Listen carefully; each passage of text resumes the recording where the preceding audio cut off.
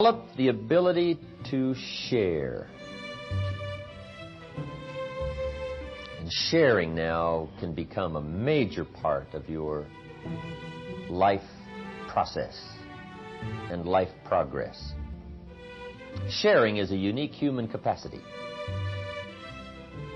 Everybody has the ability to share. How much you share, of course, is a matter of attitude and the personal conclusions you've come to about your life and what to do about it.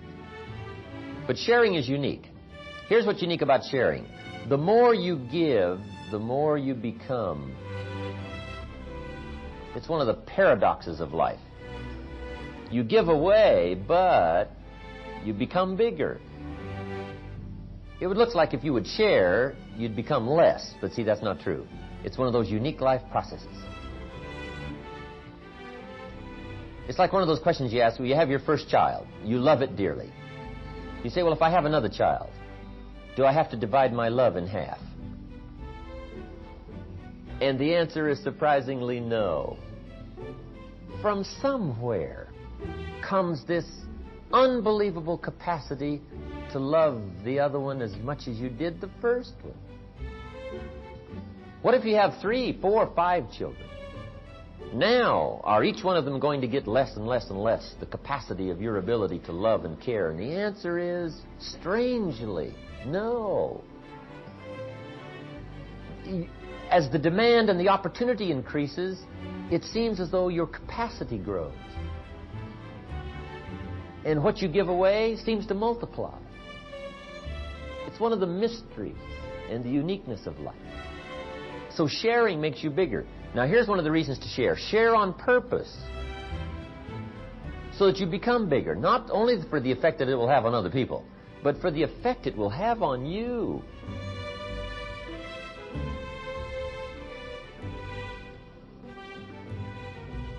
See, what we want to learn to be is intelligently selfish. The golden rule is a way to be intelligently selfish.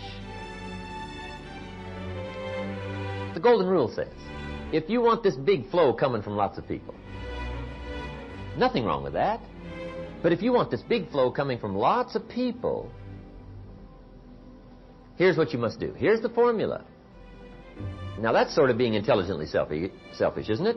This big flow of awareness and love and profit and uniqueness coming from lots of people, that's a bit selfish, but it says, the golden rule says, here's how you get it. It says, what? First 3 words. Do for others. See, that's how you get this big flow coming your way. And the more you do for more, the bigger the flow. That's called how to be intelligently selfish. The guy says, well, about the best I can do is take care of myself. Well, that's a poor man talking. Always will be poor. Poor in spirit and poor in money and poor every other way. If you just take care of yourself, you will be limited in every respect. The master teacher said, here's the key to wealth and fortune. He who wishes to be great, the greatest, Muhammad Ali notwithstanding. He who wishes to be the greatest, whether it's in wealth or awareness or uniqueness or response or results, here's the key to wealth, master teacher said. Find a way to become a servant of many. That's the key to greatness. Finding a way to become a servant of many.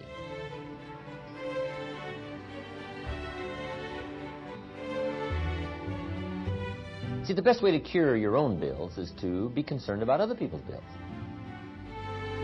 The best way to get your own car note paid is to worry about other people's car note, not yours. If you worry about yours, it'll be hard to pay. Worry about others, it'll be easy to pay. See, when you get concerned for other people, what can I do to help you and help you and help you and help you? The more people I help, the more return I get, even if it's only a small percentage. People say, well, I'm grateful here. Thanks for helping me here. You just can't believe. One of my friends went to another one of our mutual wealthy friends and said, I've got a project. William, his name was William, said, William, If I put this project together and it creates $4 million for you, will you give me one? If I put this together and it creates for you $4 million, will you give me one? Guess what he said? Yes. If you put this together and it creates for me $4 million, I'll be happy to give you one. I'll be satisfied with 3. See, that's part of the unique life process. If you help other people, guess what they will do? Share back with you. It's one of those inevitables. Now, once in a while, somebody's mean and greedy and upsets this process, but there's not enough of them to make a difference. Incredible. One of my dear friends now, Wayne Barnes. Wayne is 32 years old. I guess he's about 33 years old now. He's a multi-millionaire. He lives in Phoenix. He's a builder, commercial builder. Has this beautiful home on the side of Camelback Mountain. Cost $1.3 million. Wayne Barnes attended my seminar 13 years ago in Albuquerque, New Mexico. He was just a young kid, 20 years old, had just gotten married. He and Rosie come to the seminar. Wayne gets all excited, takes all these notes, and he comes up to me after the seminar and says, Mr. Rohn, my name is Wayne Barnes. He said, I'll tell you what. He said, I'm excited about all this. He said, I've never heard about this before. He said, I'm going to start setting my goals, changing my life, get my library started. I said, Wayne, nice to meet you. I hope you will. He said, I will. He said, by the way, where's your next seminar? I said, Denver. He said, I'll see you in Denver. Follows me to Denver, to the next seminar.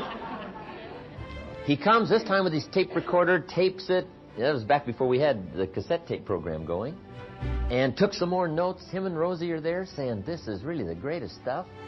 And he comes up to me and he says, remember me? I said, yeah, Wayne, I remember you. He said, this is great stuff.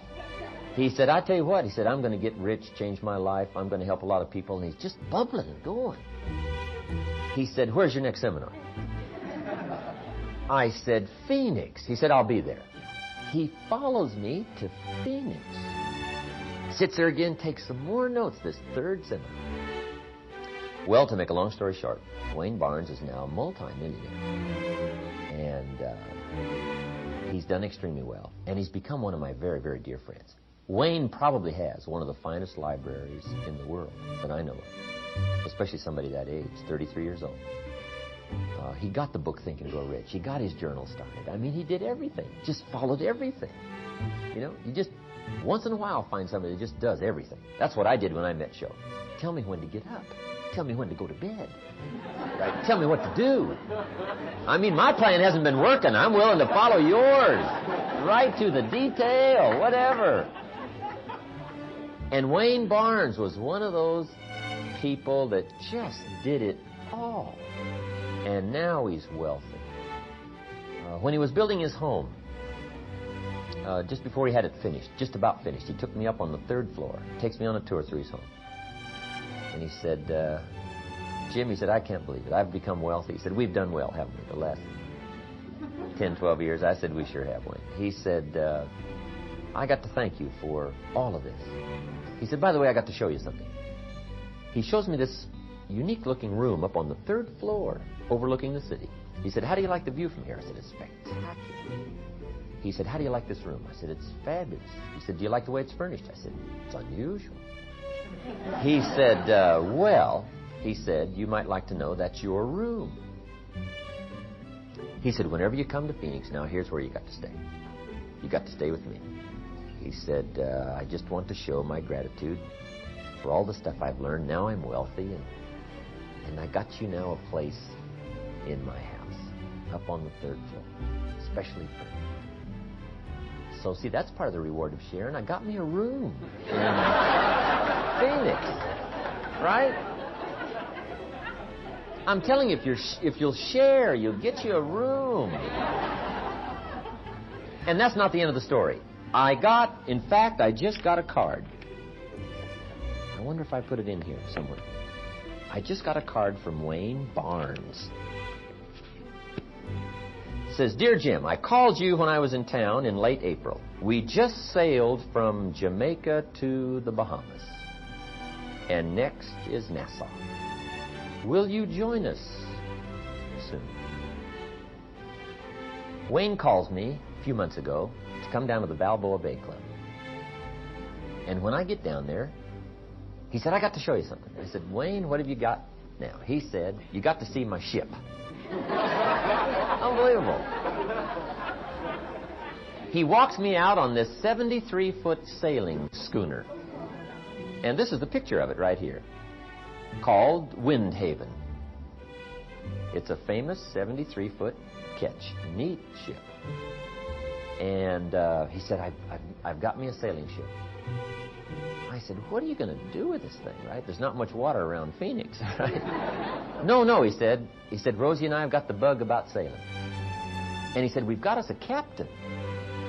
We've hired us a captain. I said, incredible. So he finds his captain and introduces him to me. Oars was his name, which I thought was a good name for a captain. Oars. I said, Wayne, what are you going to do? He said, look, Rosie and I and the two kids, we're going to take off a couple of years, and we're going to sail around the world. He said, you talk to me about lifestyle. And said, this is just part of our lifestyle. And he said, I want you to join us. Do a little sailing with us in the next couple of years. So I promised him I would. So he shows me the ship. And as we go through, he shows me all the furnishings and everything, right? And then he shows me this room.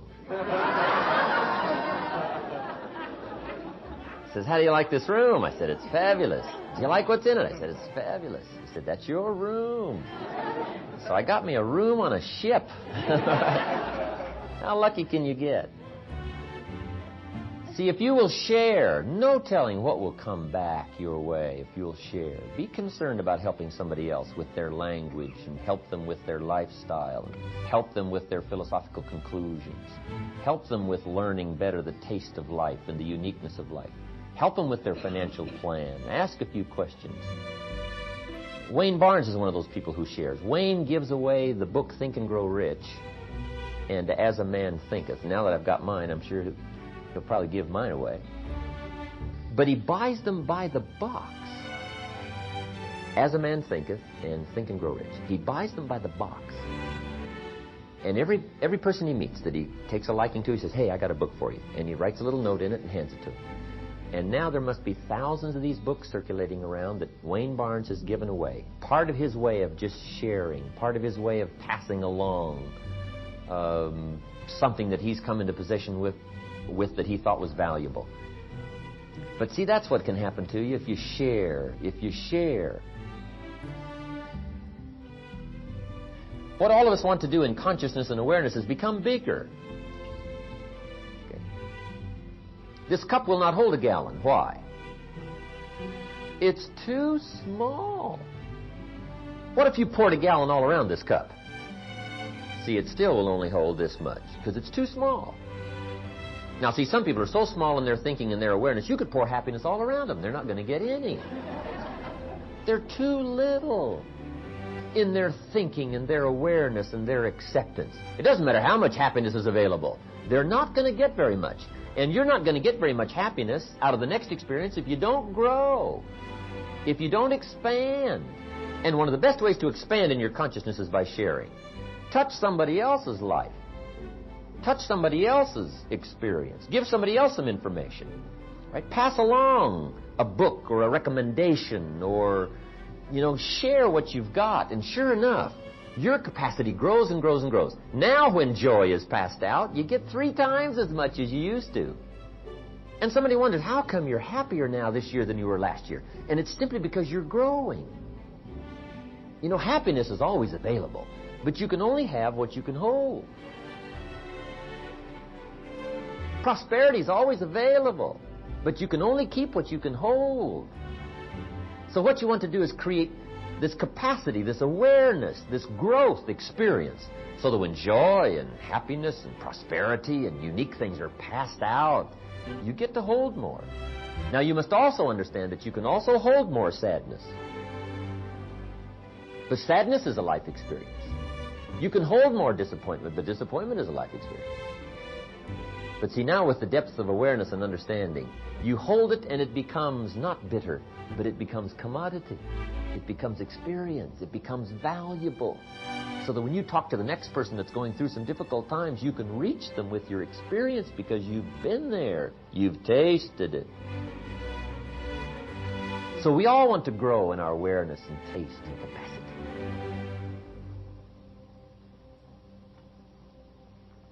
Sharing. A major thing to do when this weekend is over is deliberately figure ways to share.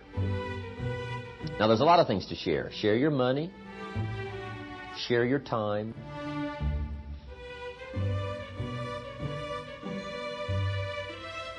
Share your knowledge.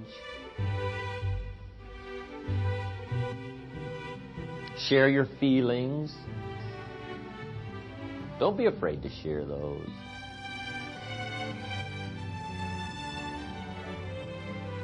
That kind of sharing has incredible value.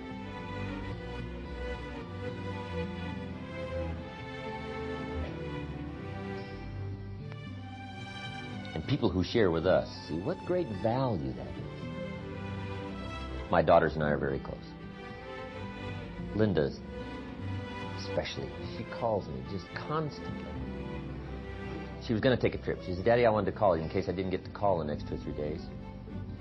Just to tell you that you happen to be talking to your greatest fan. She says, have you gotten any applause lately? I said, well, I don't know. She says, well, here's some applause. And on the telephone, she's going like this. She said, just remember that when you take your next trip. You have somebody who cares. And remember the applause. And I love you, dear. Just the words and the actions and the sharing and the capacity. See, that's what fills your cup. That's what gives you this incredible uniqueness of living, knowing what it's like to be human in all respects. People who share. Incredible. Then one of the most important things to share is your philosophy. Your perception of life is bound to help somebody. If you show somebody your viewpoint, your vantage point, sure enough, it's going to be revealing to somebody else. You say, here's what I've been thinking about life and about activity and about money and about commerce and about lifestyle. Here's what I'm thinking. If you will share that with somebody, sure enough, somebody's going to come back and say, remember that breakfast we had, the lunch we had, or when we got together that day 3 or 4 months ago, and you talked about those things? I've never forgotten that. In fact, I've started to make changes in my life already. You can't believe the feedback you'll get.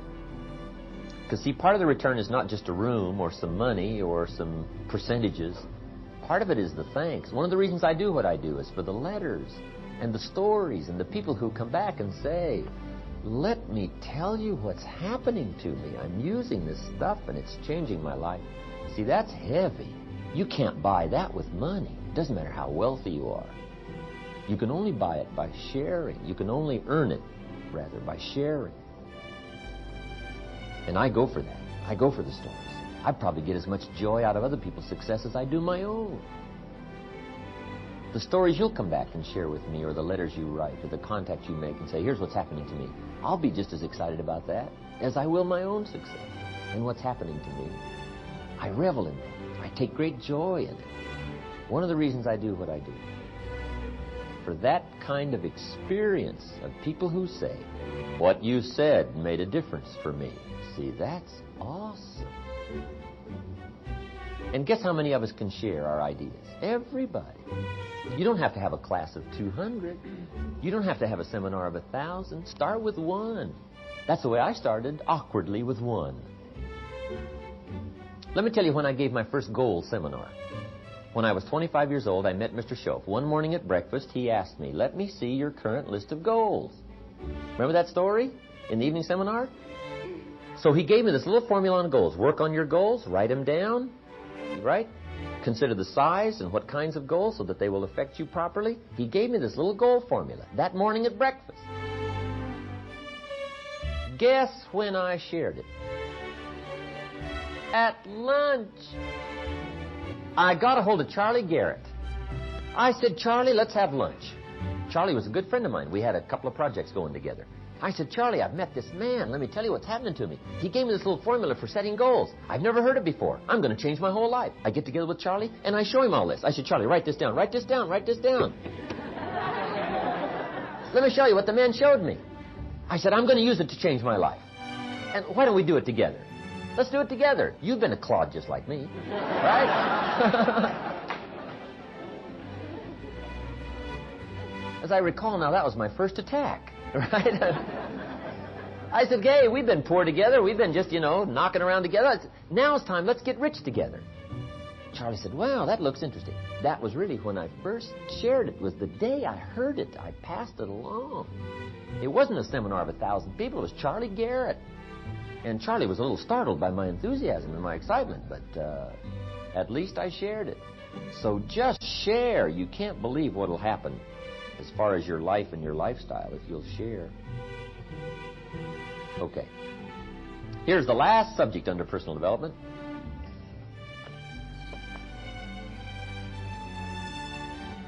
But it's one of the most important. It's called lifestyle.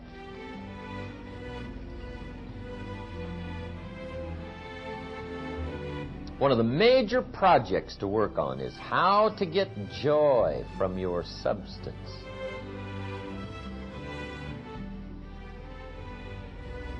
Lifestyle is figuring out ways to be unique. And see, uniqueness is that great challenge of taking what you've got and getting pleasure, joy from it. Getting experience from it. See, some people have money, but they don't even know how to spend it. At least they don't know how to spend it for joy. And remember, it's not the amount that counts, it's the plan that counts. It's the thinking that counts. A father wads up a $5 bill, throws it at his son, and says, here, take the darn stuff if you need it that bad.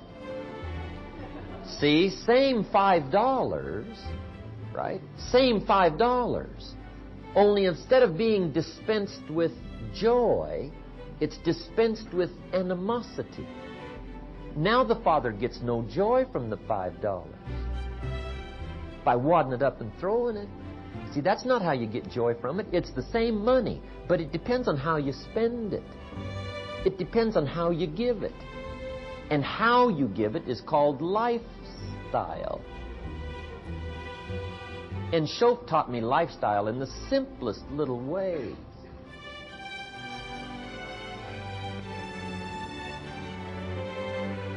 Shoaff taught me how to be a two-quarter person. So I didn't understand what that meant. He said, well, let's say you're getting your shoe shined. And the shoe shining boy's done a great job. And he's whistled and talked and kept you entertained. And you look down, you got one of the world's great shines. So you reach in your pocket and you pay him. Now, after you've paid him, you reach in your pocket and get a handful of change. And the thought occurs to you, shall I give him 1/4 or 2/4 for a tip for my fabulous shine? Shoaff said, here's lifestyle.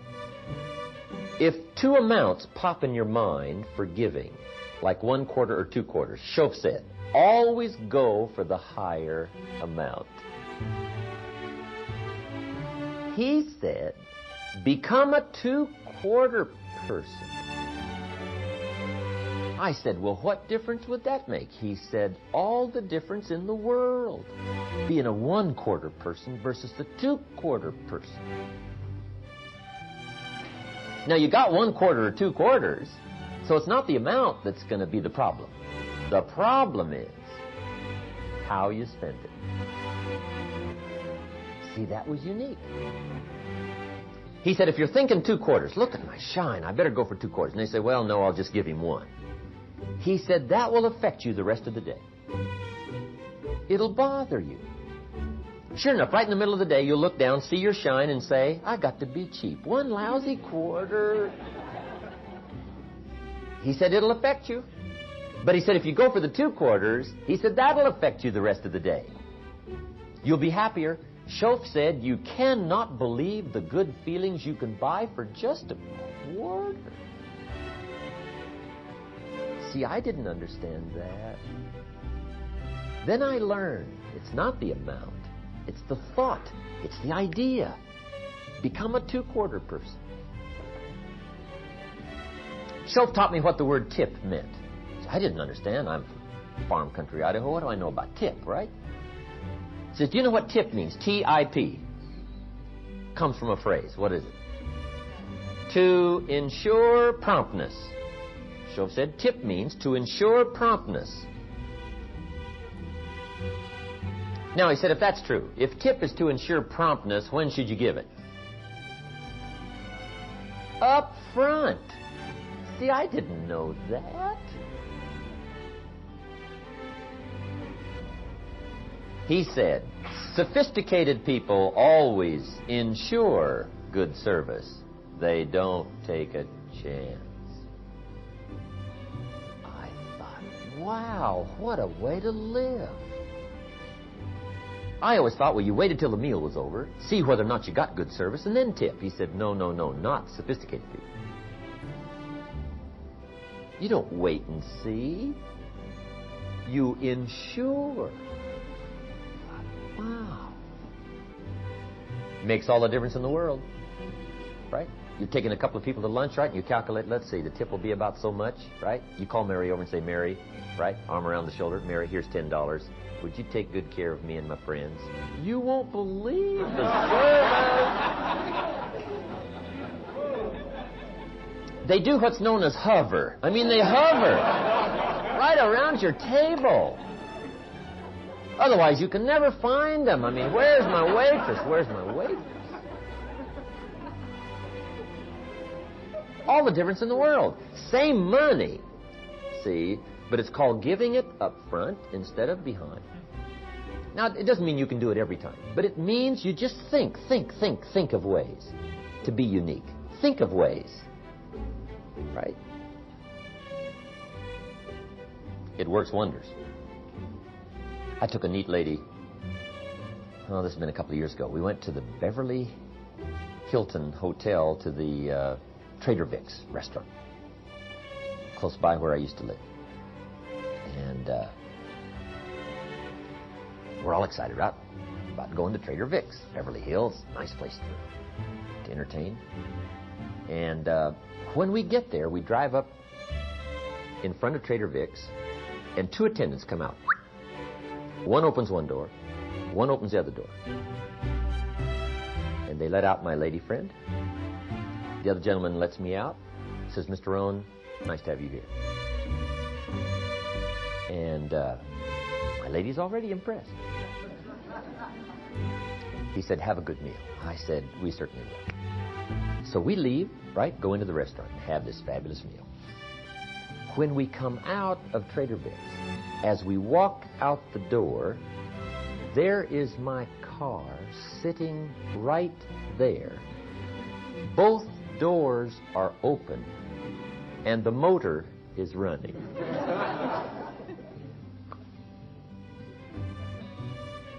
My lady can't believe it. She said, I've never seen service like this. I said, hey, this is really great. So one attendant lets my lady friend in, right? On the other side, another one lets me in. They close the doors. Says, Mr. Rohn, it's been nice to have you here. Have a nice evening. I say, thank you very much, and I drive away. When we get to about the first light down on Wilshire Boulevard, my lady friend looks over at me. She says, Jim, hold it just a minute. I said, what is it? She said, I just thought of something. I said, what's that? She said, you forgot to tip him at Trader Vic's. After all that service, you didn't give him any money. I said, hey, look, it'll be okay. She said, oh, no. We got to go back. We got to go back. Go back. I said, hey, take my word for it. It's okay. She said, no. We got to go back. I mean, we're not going any further. You got to, for that kind of service, you got to tip the money. And then I had to tell her that I made my first trip to Trader Vic's that morning.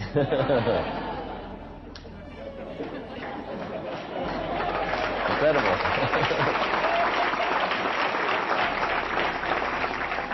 Lifestyle. Somebody once said, money takes no right out of the English language. If money is no problem, would you? Yes. You don't even have to go any further. But it doesn't take that much. You don't really have to be wealthy. All you have to be is smart.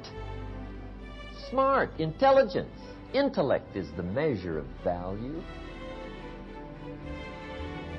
It is said the saints lived simply, not because they were holier, but because they were smarter. Could be. They were wiser. The simple things of life can many times be the most valuable. Lifestyle.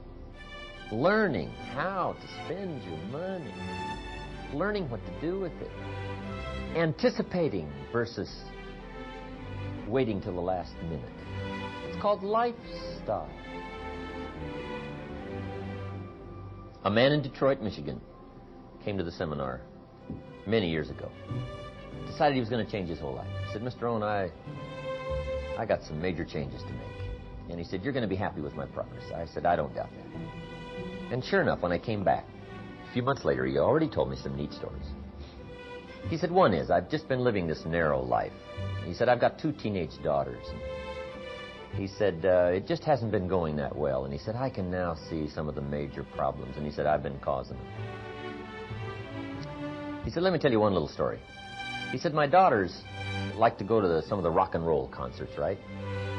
And he said, sure enough, when it comes time for one of these big concerts to come to town, you know, my daughters come and they beg and they do all kinds of things to try, you know, finally get a couple of dollars out of me so they can go attend the concert. And he said, I'm give them all these lectures, and reluctantly, finally, I part with my money and say, well, okay, if you insist, here's the money, but I hope there's not another one in a long time. He said, that's the way I operated. Reluctantly. He said, most of the time I even made him beg.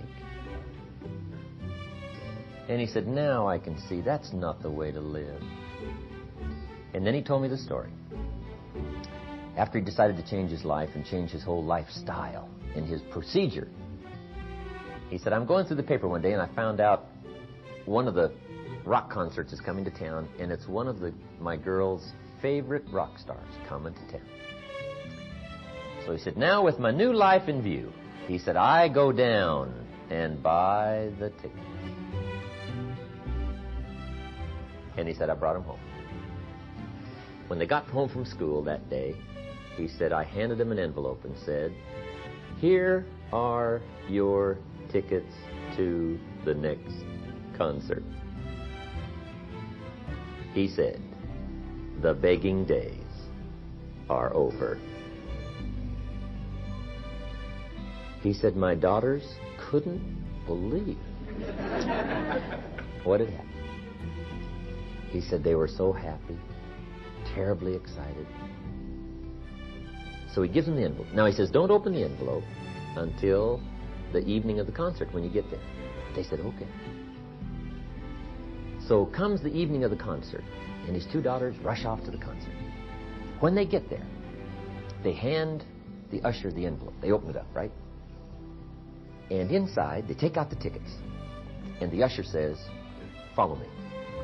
Takes them down front. 10th row, center. They can't believe. They say, hey, wait a minute, hold it. Let's take a look at those tickets again. This can't be. He looks at the ticket and says, yes, it is. Just follow me. 10th row, center. See, before then, all the tickets they begged for were way back up in the balcony right, where you couldn't see. They couldn't believe it, 10th row center. He said that night, a little late, just to see what would happen. He said, sure enough, concert's over. Girls come home about midnight, bursting through the door. One lands in his lap. One's got her arms around his neck. They say, you have got to be probably the greatest father who ever lived. And he said, guess what those tickets cost me? $8. $8. You can't believe how for such small amounts you can change your whole life by changing your attitude, your procedure, your lifestyle, anticipating versus being reluctant, figuring out ways to do it with joy instead of animosity. Lifestyle. If there's one thing to start working on in a heavy way after you leave here this weekend, is figuring ways to be unique. Remember, it's not the amount that counts. It's the plan that counts. Lifestyle. Learning how to live. See, once you've put this all together, you will anticipate every day. You can't wait for the morning to come. You can't wait to get started. You can't wait to get at it. You can't wait to put your plan into action. You can't wait for all the little surprises you've got ready for some people. You can't wait to execute lifestyle and be more productive and progressive and learn and grow. And of all of the things we've covered here in these 2 days, this is one of the things that can affect your life so much that now it will be an investment in your progress. It'll be an investment in your language. You can't believe what it'll do in getting you a promotion on the job. All things will reflect what you do concerning how you live, lifestyle, and what you do about your family and yourself and your money and your substance and your time and your talent and your ability. Don't just live your life. Design it. Don't just exist. Grow. Change. Develop. Become unique. And it'll add a whole new dimension to your life. It's called lifestyle, part of personal development.